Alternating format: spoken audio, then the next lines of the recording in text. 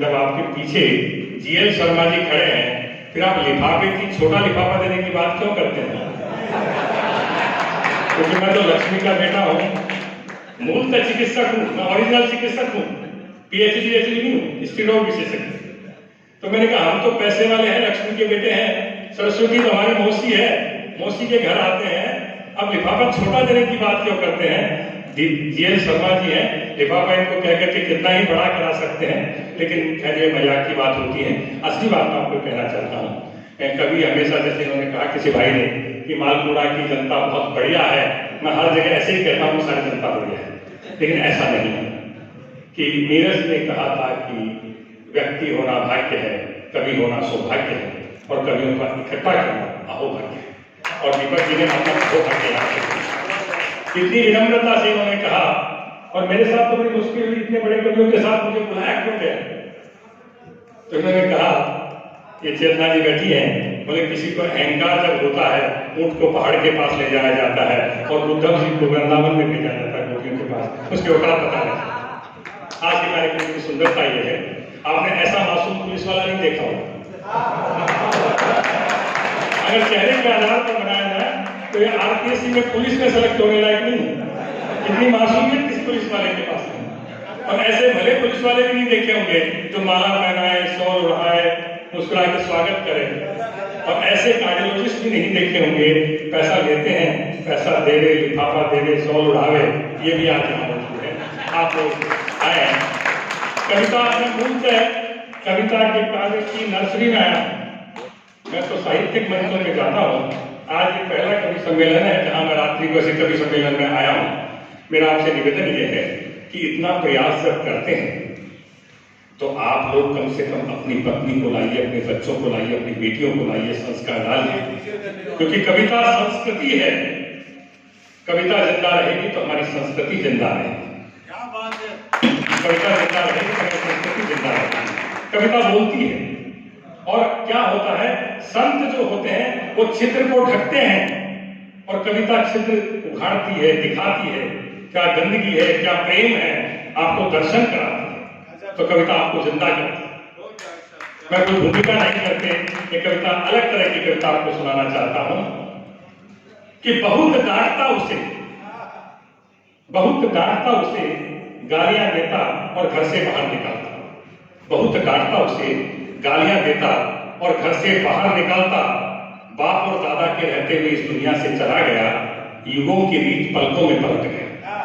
बाप और दादा के रहते हुए इस दुनिया से चला गया, युगों की रीत पलकों में पलट गया। लेकिन क्या करूं, कम भक्त तिरंगे में लिपट कर आया है और इसकी दुहाई को पूरा देश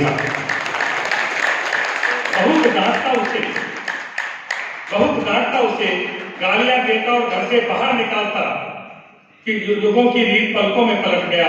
बाप दादा के जिंदा होते हुए इस दुनिया से चला गया, पर क्या करूं, तिरंगे में लिपट कर आया है और उसकी दुहाई को पूरा देश आया है। उसकी दुहाई को पूरा देश आया है।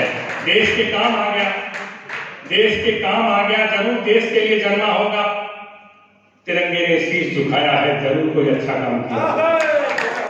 देश के काम आ गया, देश के काम आ गया, देश के लिए जन्मा होगा और तिरंगे ने शीश झुकाया है, जरूर कोई अच्छा काम किया होता। लेकिन और भी अच्छा होता अगर वो मेरी अर्थी को कंधा ले जाता, अपने बाप का पिंडदान तो कम से कम वो खुद कर जाता। बहुत अच्छा होता मेरी अर्थी को कंधा दे जाता, अपने बाप का पिंडदान तो कम से कम वो खुद कर जाता।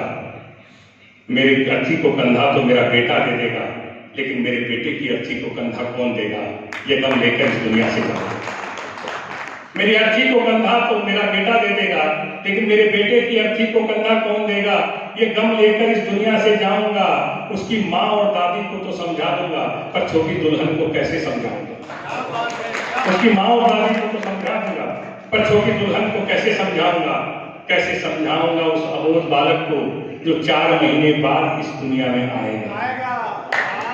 शहीद की पत्नी गर्भवती है, कैसे समझाऊंगा उस अबोध बालक को जो 4 महीने बाद इस दुनिया में आएगा और मेरे झुर्री पड़े हाथों को अपने बाप के हाथ समझ जाएगा।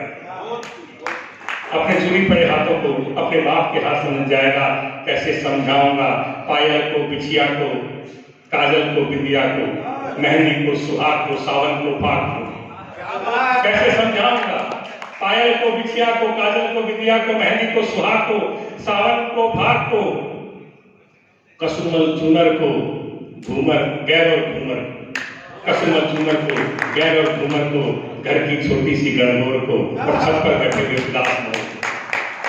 कैसे समझाऊंगा पायल को बिछिया को काजल को बिंदिया को मेहंदी को सुहाग को सावन को फाग को, कसुमल चूनर को घी गैर और घूमर को, छोटी सी गणगौर को और छत पर उदास बैठे हुए मोर को, जो नाचने लग जाया करता था जब मेरा पोता गीत गाया करता था, तो नाचने लग जाया करता था जब मेरा पोता गीत गाया करता था।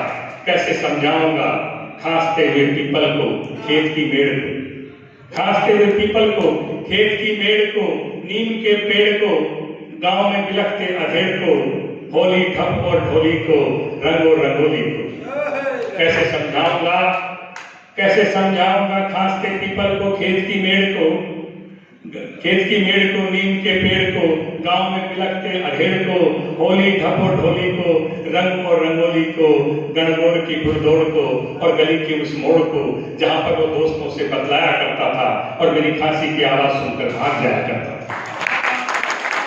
कैसे समझाऊंगा, कैसे समझाऊंगा गणगौर की घुड़दौड़ को, गली के उस मोड़ को जहां वो दोस्तों से बतलाया करता था और मेरी खांसी सुनकर भाग जाया करता था। कैसे समझाऊंगा गांव के ज्योतिषी को, मंदिर के पुजारी को, ताला लगे चौबारे को, उदास बैठी चुबारी को।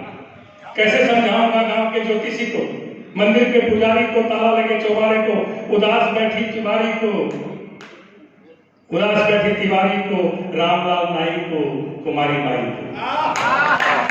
कैसे समझाऊंगा, कैसे समझाऊंगा रामलाल नाई को, कुमारी माई को, तीज को, त्योहार को, बाजोट को, मनोहार को, जिसके लिए वो बारात में भाग जाया करता था और खेत में ट्रैक्टर को चालू छोड़ जाया करता था। कैसे समझाऊंगा तीज को, त्योहार को, बाजोट को, मनोहार को, जिसके लिए वो बारात में भाग जाया करता था और खेत में ट्रैक्टर चालू छोड़ जाया करता था। कैसे समझाऊंगा पंख को, परवाज को, माँ की कांपती हुई आवाज को। कैसे समझाऊंगा पंख को, परवाज को, माँ की कांपती हुई आवाज को, रोते हुए चाचा को, पगला गई चाची को, रोते हुए चाचा को, पगला गई चाची को, रोते हुए चाचा को, पगला गई चाची को, घर की नन्ही सी लाज को, घर की नन्ही सी लाज को, कंगन सुर और साज को, जिनके छोड़कर वो मीरा हो गई है और तरुणाई में मेरे घर की दुल्हन बेरंग हो गई। कैसे समझाऊंगा कंगन सुर और साज को, जिनको छोड़कर वो मीरा हो गई है और तरुणाई में मेरे घर की छोटी दुल्हन बेरंग हो गई है।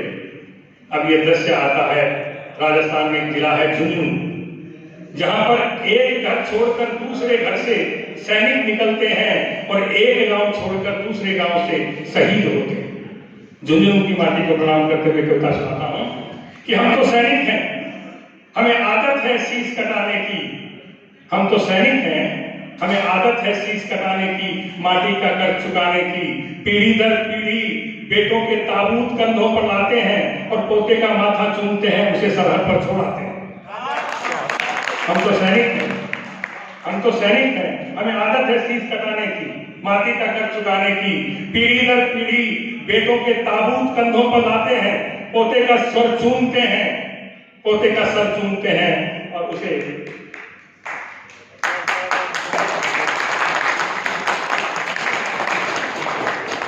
हम तो सैनिक हैं, हमें आदत है सरहद पर शीश कटाने की, माटी का कर चुकाने की, पीढ़ी दर पीढ़ी बेटों के ताबूत कंधों पर लेके आते हैं, पोते का सर चूमते हैं और उसे छत पर उसको सरहद पे छोड़ आते हैं। उसको भी इसी तरह छोड़कर आया था, इसको भी इसी तरह छोड़कर आया था। मेरी आंखों में आंसू थे लेकिन मैं मुस्कुराया था, लेकिन आज मेरी आंखों में आंसू थे लेकिन मैं मुस्कुराया था। लेकिन आज एक सूबेदार मेजर को, दादा सूबेदार मेजर से रिटायर्ड है, पोता सिपाही है, लेकिन आज एक सूबेदार मेजर को एक सिपाही के सामने अटेंशन में चुपचाप खड़ा होना पड़ेगा और एक दादा को, एक पोते को सैल्यूट करना पड़ेगा। लेकिन क्या करूं, इसका मत तिरंगे में लिपट कर आया है और इसकी दुहाई को पूरा देश है। मैं दूसरी चर्चा सुनाना चाहता था, पर मेरे किसी मित्र ने